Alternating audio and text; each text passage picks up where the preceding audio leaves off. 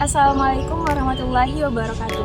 Halo teman-teman semuanya, perkenalkan nama saya Sofita Merlin Putri dengan NIM 2306110765. Saya dari jurusan Agribisnis A 2023 dan saya berkuliah di Universitas Riau.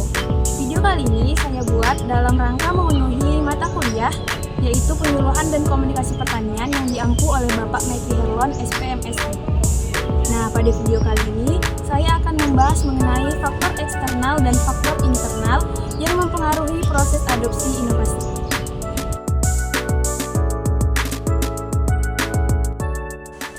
Nah, teman-teman, di sini dapat kita lihat faktor internal yang mempengaruhi adopter.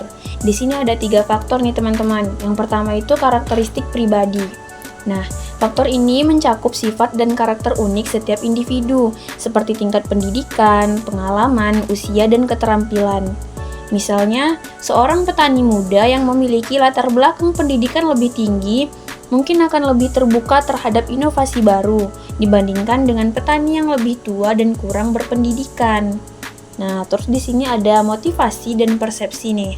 Motivasi adalah dorongan yang membuat seseorang ingin mencoba hal baru. Persepsi adalah cara pandang seseorang terhadap inovasi tersebut.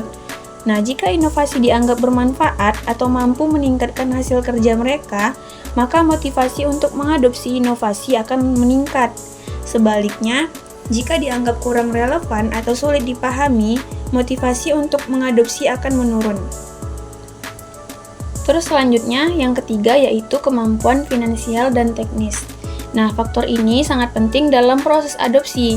Kemampuan finansial menentukan apakah seseorang memiliki cukup sumber daya untuk mencoba inovasi baru, seperti teknologi atau alat pertanian modern. Selain itu, kemampuan teknis juga berperan.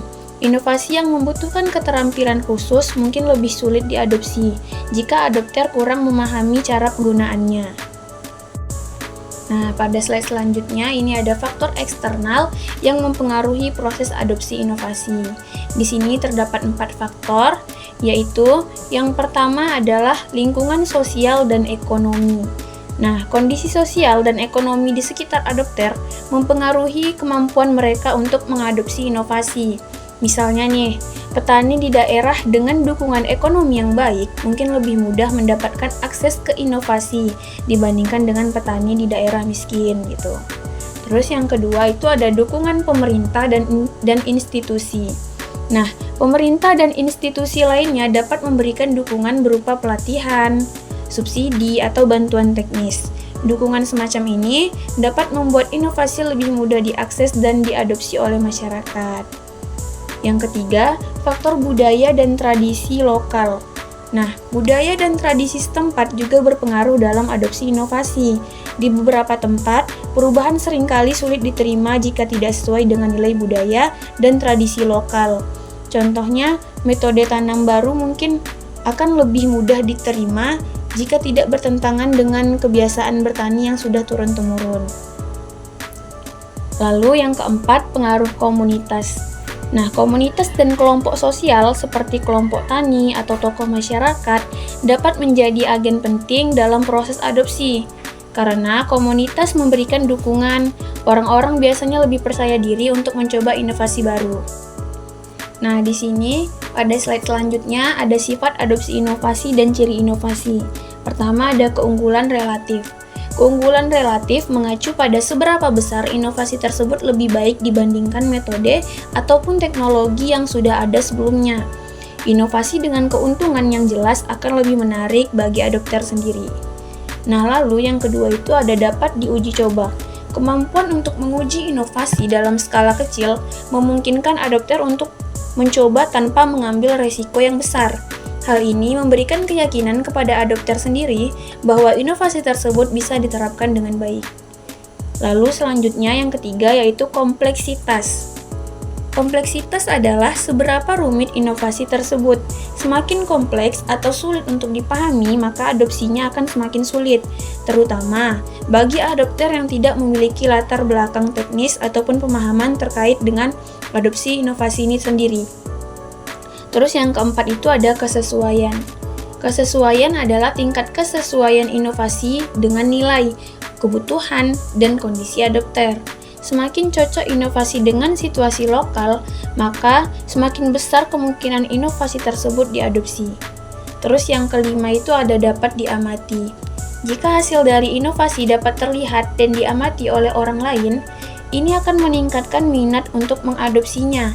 Sebagai contoh, jika seseorang melihat hasil panen yang lebih tinggi dari metode baru, mereka akan lebih tertarik untuk mencoba metode tersebut. Nah, selanjutnya ada saluran komunikasi. Yang pertama yaitu media massa, seperti televisi, radio, ataupun internet. Nah, media massa memiliki jangkauan yang luas dan dapat menyebarkan informasi ke banyak orang sekaligus. Televisi, radio, dan internet adalah contoh media yang dapat memperkenalkan inovasi kepada masyarakat luas. Lalu yang kedua ada penyuluh pertanian. Penyuluh adalah perantara yang sangat penting antara peneliti atau inovator dengan adopter. Penyuluh dapat memberikan penjelasan langsung dan melakukan demonstrasi lapangan untuk meyakinkan petani tentang manfaat inovasi. Lalu yang ketiga ada kelompok tani dan diskusi kelompok. Kelompok tani memungkinkan petani untuk bertukar pengalaman dan berdiskusi tentang inovasi. Diskusi kelompok seringkali membantu petani merasa lebih yakin dalam mengambil keputusan untuk mencoba inovasi yang baru. Lalu selanjutnya yang keempat, penggunaan media sosial dalam penyuluhan. Nah, media sosial seperti Facebook, Instagram, TikTok, dan WhatsApp, dan juga yang lain-lainnya menjadi alat komunikasi efektif dalam penyuluhan.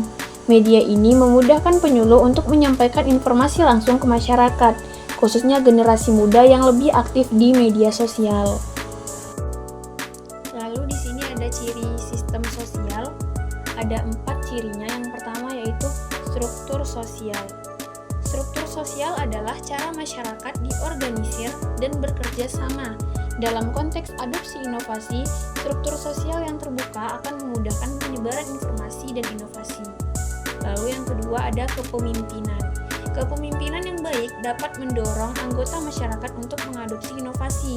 Pemimpin yang mendukung inovasi akan memberikan keyakinan pada anggota lainnya untuk mencoba hal tersebut juga. Lalu, yang ketiga, norma sosial. Norma sosial merupakan aturan atau kebiasaan yang berlaku dalam masyarakat.